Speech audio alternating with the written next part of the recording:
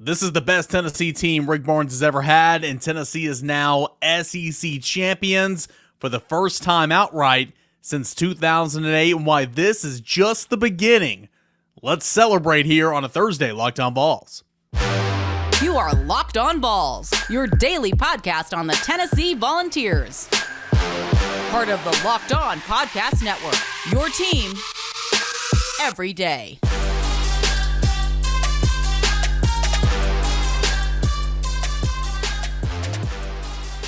Hey, good Thursday morning, everybody, and congratulations once again. Tennessee is SEC basketball champions for the first time outright since 2008. Congratulations to you and yours as you're waking up here on this beautiful Thursday morning. Tennessee 66-59 over South Carolina, and we're going to break it all down here and talk about what's to come here on a Thursday Locked On Vols. I'm your host, Eric Kane. Thanks so much for making Locked On Vols your first listen each and every day.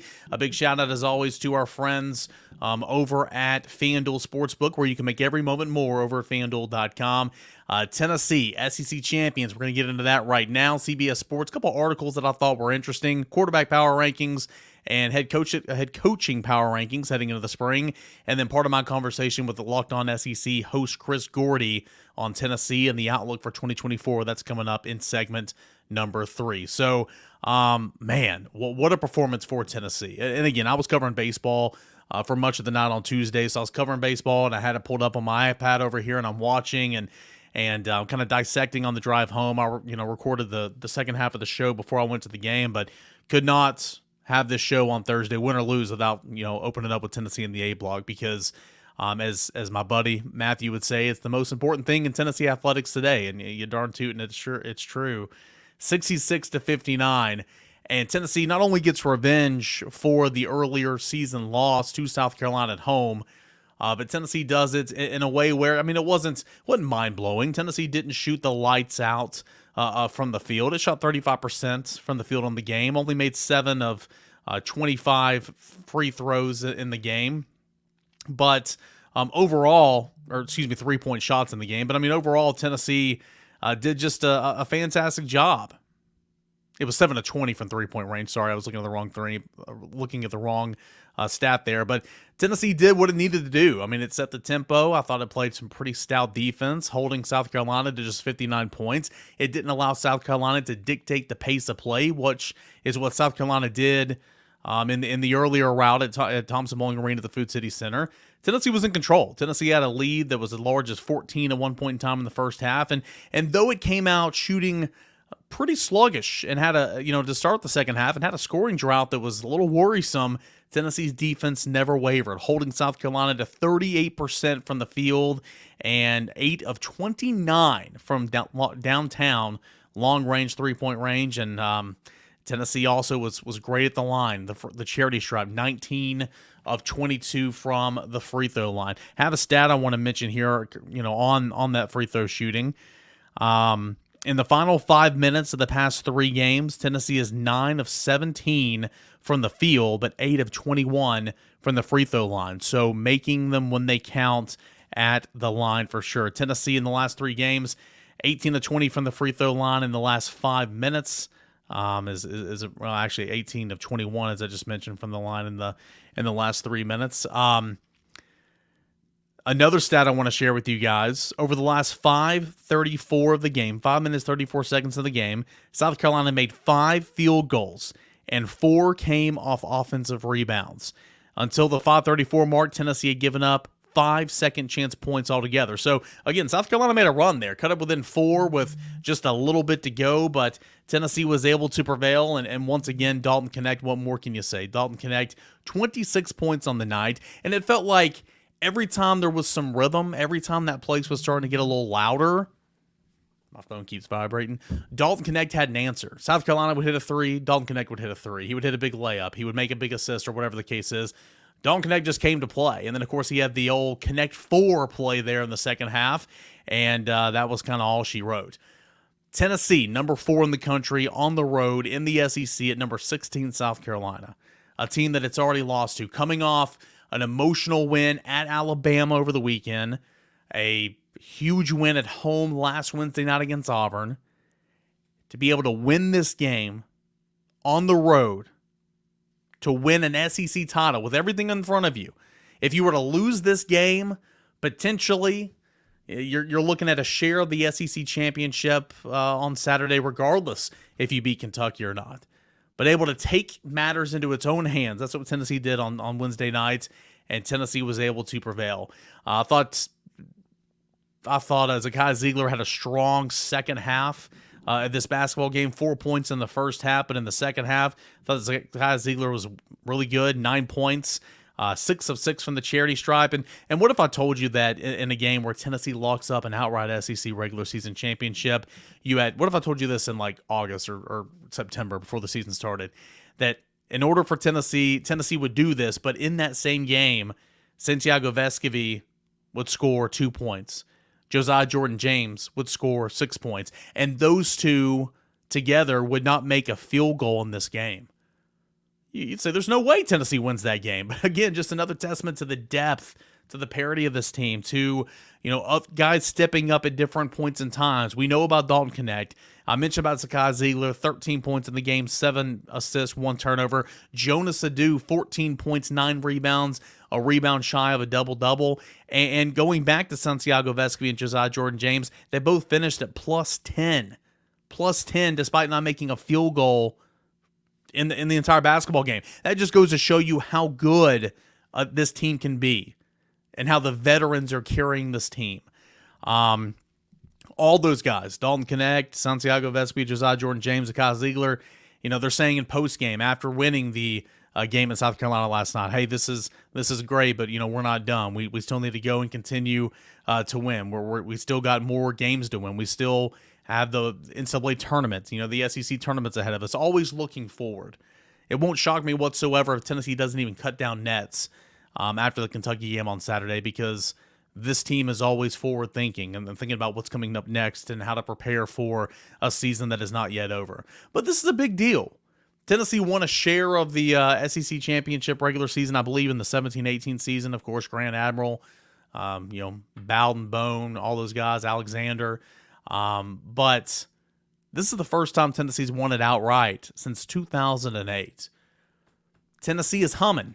There's not a team in the country that has had a harder 3-game stretch, that is had a tougher 4-game stretch than the regular season. Of course, Kentucky's still to come.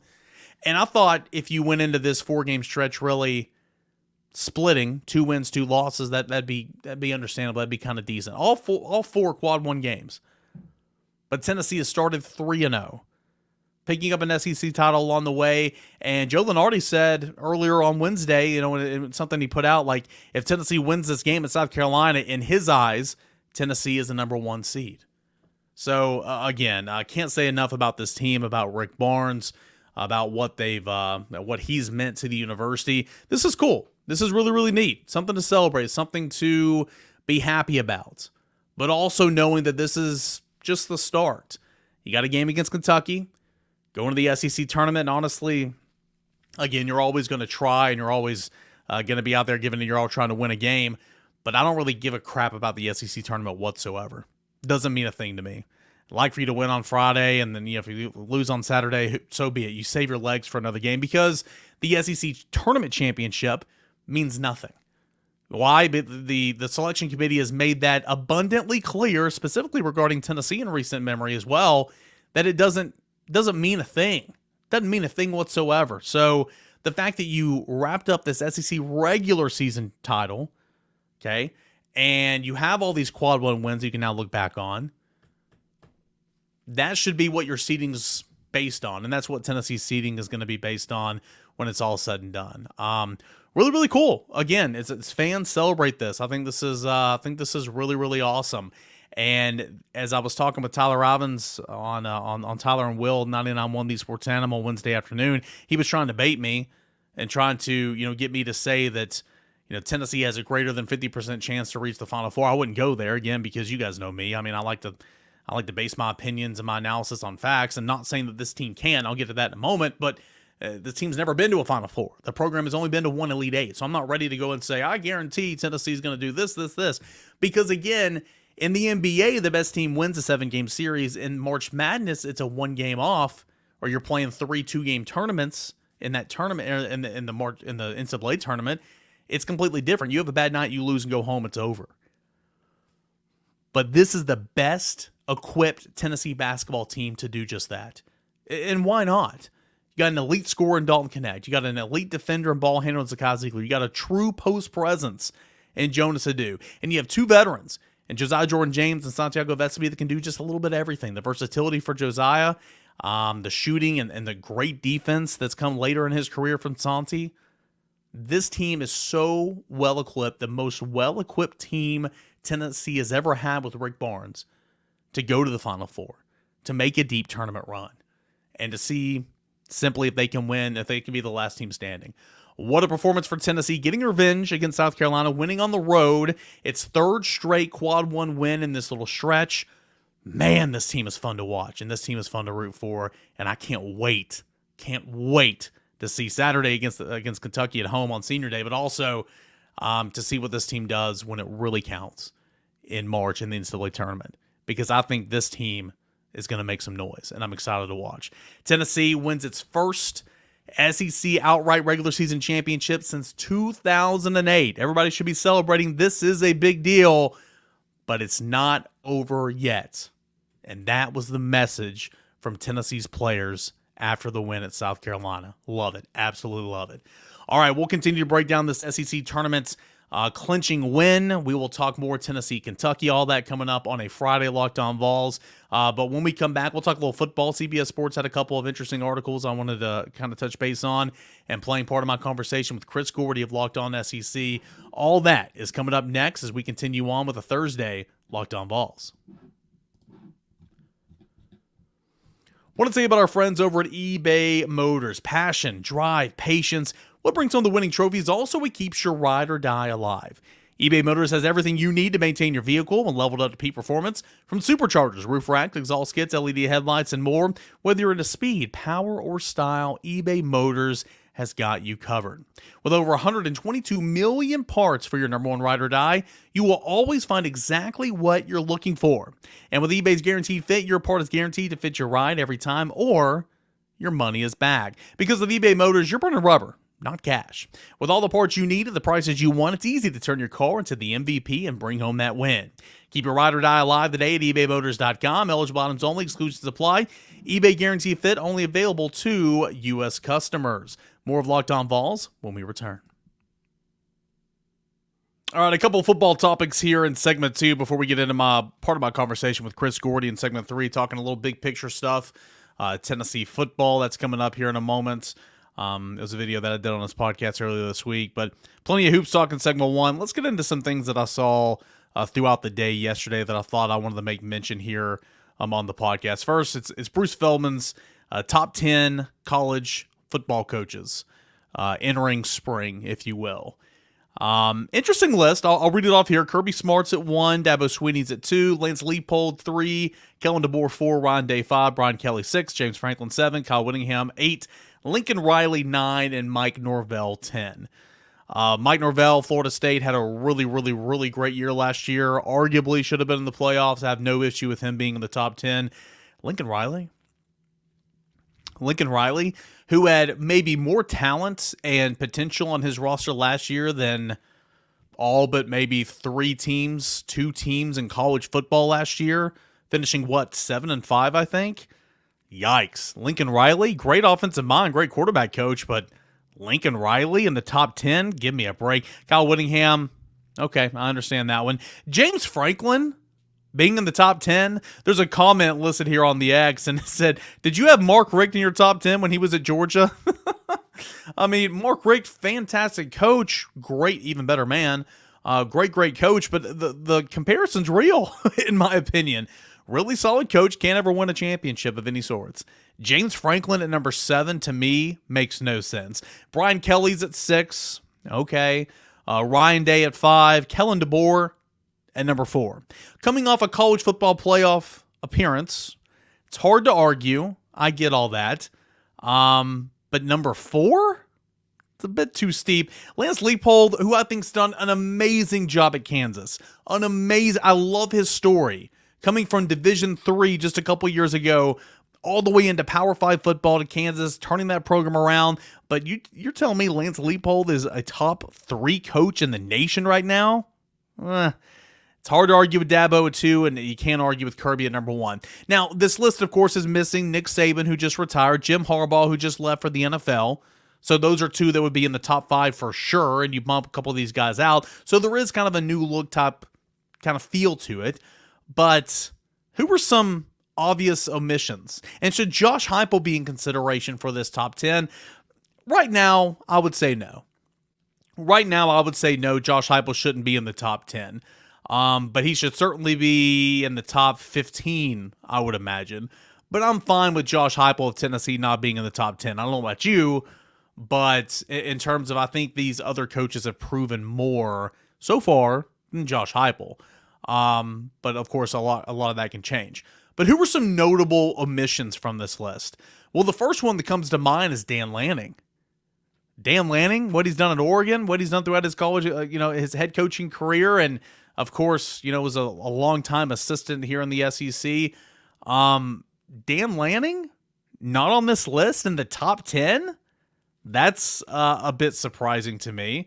Lane Kiffin could potentially get some love and get some conversation to be in here, but the bigger one to me is Steve Sarkisian. Steve Sarkisian coming off a college football playoff appearance, not in this top 10, but you have the likes of James Franklin, you have the likes of Lincoln Riley, you have the likes of, I don't know, do college football playoff appearances count for nothing? How in the world is Steve Sarkisian not on this list? I understand, again, top to bottom, it's a new era of college football because some of the big boys have left. Nick Saban retiring, Jim Harbaugh leaving on the NFL. You still have Kirby, Dabo. Can't really argue that Dabo shouldn't be the second best head coach on any power rankings list right now because, again, of everything that he's accomplished. Now you can make the argument that Clemson is not going to reach what it was in terms of a dynasty that it was a couple years ago, that it won't reach that again, and that's for sure believable. But because of track record, and track record's a lot, you can't really argue with this a batch of coaches that Dabo can't be up there at number 2. Thought it was a little interesting. Wanted to bring you on the show and have you, ask you guys what you kind of think about that. Another thing I want to talk about here in this segment, we're going to go over a couple of stories over at CBSSports.com, and this was a list of 25 things Dennis Dodd is looking for heading into spring practice of 2024. 24 things for spring, so 24 things. And there's some notable on there, like who are some new what teams should the playoffs be the goal now? Tennessee, that should be the playoffs. New coaches and new places. The Alabama restart, all right. Can Sharon Moore coach in the long term? Of course, taking over for Jim Harbaugh. Ohio State makeover. I thought this was interesting. He said, with apologies to Ole Miss, the argument can be made that Ryan Day pulled off the biggest roster flip in short history of the transfer portal. After losing to Michigan again, Day landed 5 4 and 5-star transfers, including freshman All-American Caleb Downs, Seth McLaughlin from Alabama, Quinshot Judkins from Ole Miss, and Will Howard from Kansas State. I think that is a very interesting storyline for sure to watch out for at Ohio State. Number 6, he put Rebels with a cause. Ole Miss talking about the transfer portal offseason. 7, Dogs Not Gone, talking about how Georgia's going to be still cream of the crop despite losing some players. What will Florida State do for an encore? Head games in number 9. Talking about the committee rules and all that type of stuff. Number 10, Texas, Oklahoma to the SEC. Number 11 is Clemson back. 12, Lincoln Riley for the defense. 13, insert Iowa offensive joke here. I thought that was funny, talking about new offensive coordinator Tim Lester. At 14, return to the scene of the crime, literally, discussing Bobby Petrino's return to Arkansas. I thought that little tidbit was funny. Toothless NCAAs at 15, talking about everything that's going on. 16 is coaching for their jobs, or something close to it. A couple of names from the SEC appear on this list: Billy Napier, Sam Pittman, and Clark Lee. Number 17, early Heisman Trophy hype. Nico's not on this list, but Carson Beck, Quinn Ewers, Ollie Gordon, Dylan Gabriel, Jalen Milroe, and Jackson Dart. Yes, Jackson Dart, who we should go ahead and anoint for every college football trophy should go to Jackson Dart because nobody's talked more about Jackson Dart this offseason. It's been really annoying. But I found that interesting that, I mean, even the sport books favorite, sport books have Nico as, top 5, top 6 odds to win the Heisman Trophy. Not saying it's deserving, but I was surprised he wasn't kind of on this little tidbit. 8 is pour one out for the Pac-12. Seriously, pour one out. It's a sad, sad time. And then you get down to number 20, and this is when it finally brings up Nico. I'm shocked that it took 20 points to finally bring up Nico Iamaleava, quarterback at Tennessee. But it says, Nico Iamaleava impact. On the field, Volunteers everywhere can't wait to see their 5-star, $8 million NIL prize take over at quarterback. That was reportedly. Okay, that's not accurate. That's not fact. That's just something that was reported. Off the field, his recruitment is the centerpiece of a raging legal battle with the NCAA. The Tennessee Attorney General obtained a preliminary injunction that has led the NCAA to pausing all investigations into collectives. Wouldn't we have all rather hear from Joey Halsley, Tennessee's offensive coordinator, on Iamaleava's progress rather than NCAA President Charlie Baker's progress in Congress? Absolutely. I think Nico is going to be a huge storyline of the spring, not just for Tennessee, but for the SEC and for college football. Took 20 bullet points to get down to Nico. That kind of shocked me. 21, talking about Dillon Gabriel. 22, DJ back in the ACC, DJ Ukulele or whatever his name is. It's been 7 years. How in the world can I say his name now? And then 23, group of 5 playoff favorites. Good tidbit right there. A lot of jam-packed information in there, kind of storylines heading in the spring. You should go check it out. But it took 20 bullet points to get the Nico Iamaleava. That's kind of shocking to me. Last thing I want to bring up, speaking of quarterback and Nico, Tom Fornelli puts out his college football quarterback power rankings entering spring practice. No surprise that Carson Beck is listed at number 1. He's got Carson Beck at number 1, Quinn Ewers at number 2. Okay, college football playoff team last year, can't hardly argue. Noah Fafita of Arizona, is at number 3. He had a really, really strong season last year. Jackson Dart, who I just mentioned, at number 4, because why not? He's the prodigal son. Shadir Sanders at number 5. Thought this was a bit interesting. Without the prime effect, without everything, Colorado and Deion Sanders, would Shadir be in the top 5? I think he'd be in the top 10 for sure. He had a really solid year last year. He's going to be a quarterback taken, one of the top few quarterbacks taken in next year's NFL draft, in my opinion. But is he top 5? I don't know. Riley Leonard, this one's interesting. Riley Leonard, now at Notre Dame, coming from Duke last year at number 6. That's a bit steep. Will Howard from Kansas State now to Ohio State. I like that because he'll have more toys to play with. You have Tyrone Drones at Virginia Tech at number 8. I'm going to be honest with you, I don't know much about this guy. Dillon Gabriel, number 9, now with Oregon. And then number 10, Jalen Milroe. Nico's not listed in the top 10, and I'm not saying he should. Again, the dude played one game. Let's keep the expectations realistic, shall we? But Nico is mentioned here from Tom Fornelli. Eyes on this spring. Drew Aller, Penn State. Jackson Arnold, Oklahoma, who's Tennessee's Week 4 opponent. Nico Iamaleava, Tennessee's quarterback. Avery Johnson of Kansas State, and Cam Ward of Miami. So, again, maybe not making the cut, if you will, in terms of, this team's going to do this quarterback's going to do this, but Tennessee's being talked about because of quarterback Nico Iamaleava. And again, the Citrus Bowl, if it was any indication, it's going to be fun with Tennessee having Nico at the helm. I can't wait to see it. So I wanted to bring a couple of those things on over to the show, talking quarterback power rankings according to Bruce Feldman and Tom Fornelli, quarterback power rankings entering the spring season. Hey, when we come back, again, a conversation with Chris Gordy from Locked On SEC earlier this week. It was a 30-minute show. I'm taking about an 8-minute clip talking about Tennessee's new assistants, Will Inge and Darrell Sims, Tennessee in the courtroom, Tennessee heading into spring practice, all that and more. Hope you enjoy it. That is coming up next here on Locked On Vols as we conclude a Thursday show. But first, a word from our friends over at Amazon Fire. Okay, I want to tell you guys about Fire TV. It's your destination for sports, from live games to highlights to in-depth analysis. Fire TV offers amazing viewer experiences with smart TVs, as well as the Fire TV Stick that you can plug into your existing TV that provides access to millions of movies and TV episodes, as well as free and live television. Whether it's opening weekend for baseball or the college basketball tournament, you're going to want to have a Fire TV. And Fire TV recently introduced and created Fire TV channels to deliver a constant supply of the latest videos from your favorite sports brands, all for free. That includes all of us at Locked On and most of the big pro leagues and college conferences as well. Fire TV channels let you dive into all the game analysis, highlights, and more to keep up with the day-to-day happenings with your team and your leagues, like March Madness, NBA, MLB, and so much more. Not to mention great news, entertainment, gaming, travel, cooking videos as well. Check out Fire TV channels on Fire TV and Alexa devices. If you haven't checked out Fire TV channels, you should. Trust me on this. To learn more, visit www.amazon.com/LockedOnFireTV. More to come on Locked On Vols when we continue.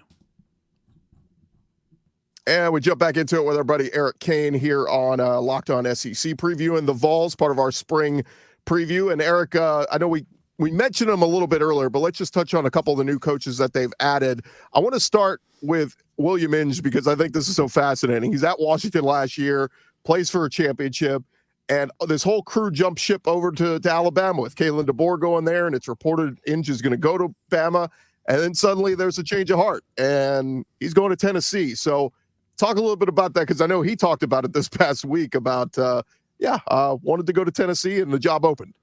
Yeah, it was kind of interesting. He said, obviously it was a tough decision because there's comfort there, with the staff working with Kellen DeBoer and the system and everything, and had the opportunity to go to Alabama. But then he said when an opportunity arose from a team in the same conference that is just very much just as established as Alabama, and he said that and it kind of made me kind of ponder, and I'm like, well, I certainly agree that Tennessee is established, don't get me wrong, but it's almost like he made it seem like Tennessee and Alabama were on this like the same level playing field. And I mean, this is a Tennessee podcast. I mean, I'm going to hype Tennessee up, but I kind of was taken aback a little. I was like, Alabama under Nick Saban's won like a ton of national championships here in recent memory, right? But nonetheless, it is a new era. It's new dawn in Tuscaloosa, and things are going to be changing. So it looked like he just wanted to be here, wanted a new opportunity. I wonder. He was not going to have a co-DC role in Alabama this year. I wonder, since he had that in Washington, if that maybe turned him off a little bit when he wanted to look elsewhere. I don't know. It sounds like the process moved really, really fast for both he and Tennessee. Tim Banks spoke to him, and I think in a matter of about 42 hours, he was agreed to become Tennessee's next linebacker coach. So it seems like he's excited, and I had never heard him speak before. I mean, of course, I looked at his resume and everything and knew a lot about him, but I'd never heard him talk and communicate, and he seemed funny. He seemed genuine. I think that kind of works on the recruiting trail, and we'll see what it looks like with William Inge not in Alabama coming to Knoxville. What about Darrell Sims taking over as running backs coach? Seems like a guy a lot of folks there in Knoxville are excited to have. Dude's going to be a stud. When I was at Carson Newman in 2012, he was there for 1 year. I mean, he's been everywhere like the last decade. I mean, started – I want to say in high school and come up the ranks and spent the 2012 season in Carson Newman coaching running backs when I was there. Didn't talk to him a lot, but I do remember him. And I remember him just thinking at the time, like, dude's going to be a stud. Dude's going to be coaching big-time football. And he left Carson Newman D2 and, went to Western Carolina, East Carolina, Louisville, Cincinnati, and now at Tennessee. He is a demanding coach. He is he's a guy that I think really connects with the players. I think he's going to be a sharpshooter on the recruiting trail. I do. And his pedigree as a running backs coach so far, I mean, Cincinnati is one of the best running teams in the nation last year. I think it's been pretty good. I think Darrell Sims is one of those rising stars in the industry, and I'd be intrigued to see how his transition to Tennessee goes. But to your point, a lot of people in Knoxville already like him a lot, and he was good with the media the other day, his first time talking to us. Let's talk a little bit of the aftermath of this investigation going on. Is this over for now? I mean, obviously the NCAA has paused everything. Kudos to Tennessee for fighting back. I know, a lot of people are going, what are we doing here? NIL is legal. Stop picking on us. If you're going to nail us, you got to go nail everybody else. So where's the Vol fan base right now when it comes to this investigation?